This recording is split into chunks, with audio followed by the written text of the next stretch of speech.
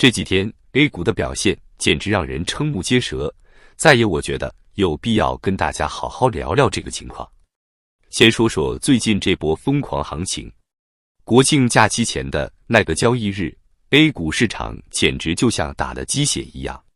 开盘仅35分钟，沪深两市的成交额就突破了1万亿元，刷新了历史上最快破万亿的记录。到收盘时，全天成交额高达 2.59 万亿元，再创历史新高。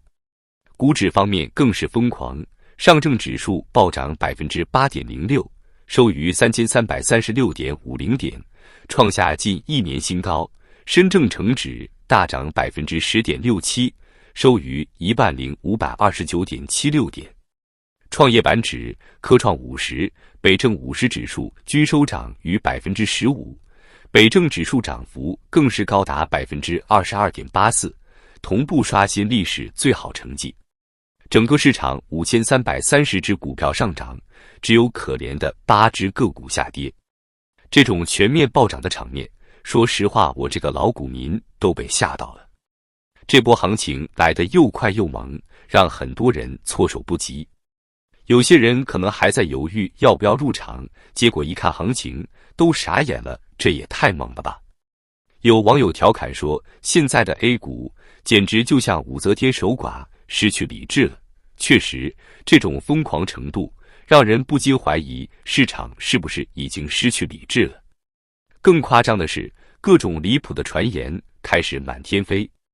有人说88岁的老人拄着拐杖也来开户了，还有人说连和尚都出现在证券公司里，甚至有网文作者声称自己短短几天就在股市赚了300万，直接财务自由，干脆不写小说了。这些传言的真实性有待考证，但足以说明这波行情有多疯狂。当然，每次股市大涨，总有人赚得盆满钵满，也有人铩羽而归。有人宣称早上一开盘就赚了52万，也有人无奈地表示完美踏空。更有意思的是，有人据说取消了结婚的计划，把钱全投进股市里了。还有人一次性买了100万的 A50 指数基金，客户经理提醒风险，他却说知道，就是赌一把。这种豪赌的心态，不得不说让人捏了一把汗。但是朋友们，我们得清醒一点。别看现在股市这么火热，但很多上市公司最近都在公告减持。而对于经历过大起大落的老股民来说，他们的态度就淡定多了，到点位就清仓，千万别加杠杆、过节费，落袋为安。毕竟谁也不想等过些天再次被套牢，是不是？有个朋友给我总结的挺到位，这波 A 股行情等于上市公司大股东减持吃香，加老股民相对解套离场，加新股民接盘站岗，听起来是不是有点辛辣？但仔细想想，还真有几分道理。网上还有个段子挺有意思，网友 A 提问：我不懂炒股，手头有10万现金，准备再贷款60万，明天70万全仓买进去，大家有什么好建议吗？网友 B 回复道：建议留3000块，到时候跑外卖需要买电动车。这个段子虽然是玩笑话，但也反映出一个现实问题，很多人在这种疯狂行情下可能会失去理智，做出不理智的决定。那么问题来了，这波疯狂的行情能持续多久？是不是意味着中国经济真的要腾飞了？说实话，我觉得大家还是要保持清醒。这波行情来得太突然，涨得太快，背后更多的可能是政策面的刺激，而不是经济基本面的根本改善。有专家分析说，这波行情的直接推手是近期一系列政策的出台，这些政策大幅提升了市场估值。但问题是，基本面并没有在短期内发生显著变化。换句话说，这更像是一种预期的改变，而不是实质的改善。还有一个值得注意的现象是，这次行情中，很多投资者似乎在抢筹码。有券商反映开户量暴增，甚至开户完全开不过来。银证转账系统出现拥堵，一些券商的交易系统被挤爆。国信证券旗下金太阳艾特崩溃，其客服回应称因单量太大，可电话委托下单。这些现象都说明大量资金正在快速涌入股市。但是朋友们，我们要想一想，为什么会出现这种抢筹码的现象？是不是因为大家都担心错过这次机会？是不是因为大家都在赌这波政策红利？我个人的看法是，这种疯狂的行情背后，可能反映的不是信心的恢复，而是一种投机心理。大家都在想，趁现在政策好，赶紧捞一把。这种心态说白了就是不确定性太强，大家都怕政策说变就变，所以才急着上车。这让我想起了一个比喻，中国的股市就像撒哈拉沙漠的一种植物含羞草，平时看起来蔫巴巴的，一旦下雨就立马复活，疯狂生长。但问题是，这种生存策略虽然看起来很厉害，但其实挺可怜的。它意味着这个植物完全依赖外部环境，自己没有主动权。同样的，如果我们的股市完全依赖政策刺激，那么一旦政策变了，市场是不是又要大跌？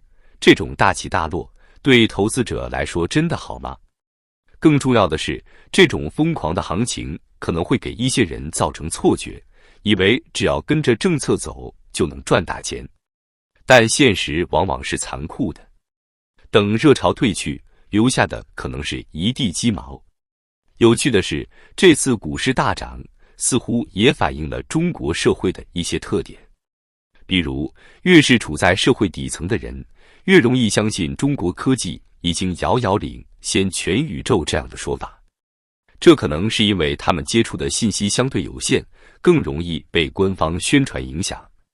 相反，那些处于社会高层、接触信息更多的人，反而对中国的实际情况有更清醒的认识。这种现象其实挺值得深思的，它反映了中国社会信息的不对称，也反映了不同阶层对国家发展的不同看法。这种差异可能会影响社会的稳定和发展，值得我们关注。另外，这次股市大涨还引发了一些有意思的讨论。有人说，这是政府为了吸引老百姓的147万亿存款入市，进行终极收割。还有人说，这是为了给股市和楼市的烂资产找接盘侠。这些说法虽然听起来有点阴谋论，但也反映了一些投资者的担忧和猜疑。说到楼市，最近也有不少人在讨论要不要卖房炒股。有人盘算着低价卖房的亏损，在股市里一个涨停就能回本，但也有人担心股市暴跌，想卖股票去买房子。这种现象其实挺有意思的，反映了中国投资者在股市和楼市之间摇摆不定的心态。还有一个值得关注的现象是，这次股市大涨似乎是各个部门在领导面前的一次表现。金融部门已经出了大招，财政部门也在憋大招，估计很快就要出台了。接下来还有铸建这些部门。这种情况下，各个部门都在比谁能配出更厉害的兴奋剂，哪怕带着毒的兴奋剂也行。有人形容这是一场让人兴奋的饮鸩止渴的嗑药大赛。这种说法虽然有点夸张，但也反映了一个问题：我们的经济政策是不是太依赖短期刺激了？这种刺激能不能带来长期的健康的经济增长？所以我的建议是：一、保持冷静，不要被眼前的疯狂行情冲昏头脑；二、做好风险控制，不要押上全部身家；三、关注基本面，不要完全依赖政策；四、长期投资，不要幻想一夜暴富。记住，股市从来就不是一个能让所有人都赚钱的地方，它更像是一个零和游戏，有人赚钱，就一定有人亏钱。所以，保护好自己的本金才是最重要的。最后，我想说的是，无论是股市还是楼市，都不应该成为我们的希望寄托。真正健康的经济，应该是产业蓬勃发展，创新不断涌现，人民生活水平稳步上升。如果我们总是指望靠炒作来发财，那么最终受伤的可能还是我们自己。好了，今天的视频就到这里。如果你们觉得有价值，请不要忘记点赞、订阅和转发，也欢迎在评论区留下你们的看法。咱们下期再见。